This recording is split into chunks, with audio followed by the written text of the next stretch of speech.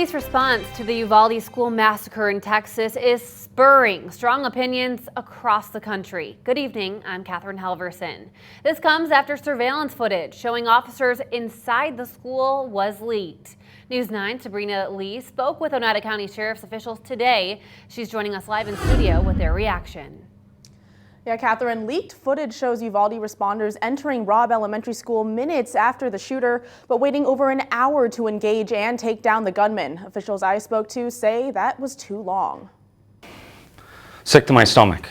It was hard for me to digest. Captain Tyler Young has been working in law enforcement for nearly 30 years, but never has he seen anything like this.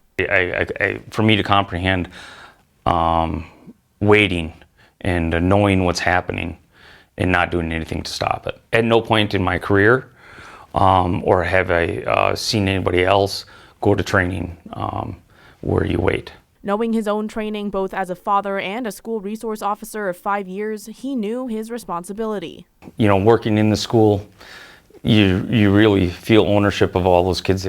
There's no way that if something like this were to happen, that I wouldn't go by myself and address that situation immediately. Saying the first and most important part of active shooter response is taking action and removing the threat immediately. There's no time to wait because people's lives are being lost as that clock is ticking. And while he doesn't know the full details of the response at the Uvalde massacre, he says law enforcement across the country can learn from it. The response happened.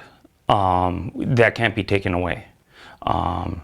I think in my role now is to ensure that the training, that the deputies that I supervise are trained to perform in a different way than occurred in Texas. Because at the end of the day, it's all about protecting and saving lives. That's the responsibility. He says he feels confident that should the need arise for a similar response here, they're ready to respond quickly and effectively. Now, Sabrina, how are law enforcement agencies making sure, though, that they are prepared for that response? Well, Catherine, law enforcement agencies across north central Wisconsin come together to participate in an active shooter training camp biannually, and it includes first responders from all over, including Oneida, Vilas, Forest, Marathon, Langland, and even State Patrol. And that takes them through scenarios and keeps their skills sharp.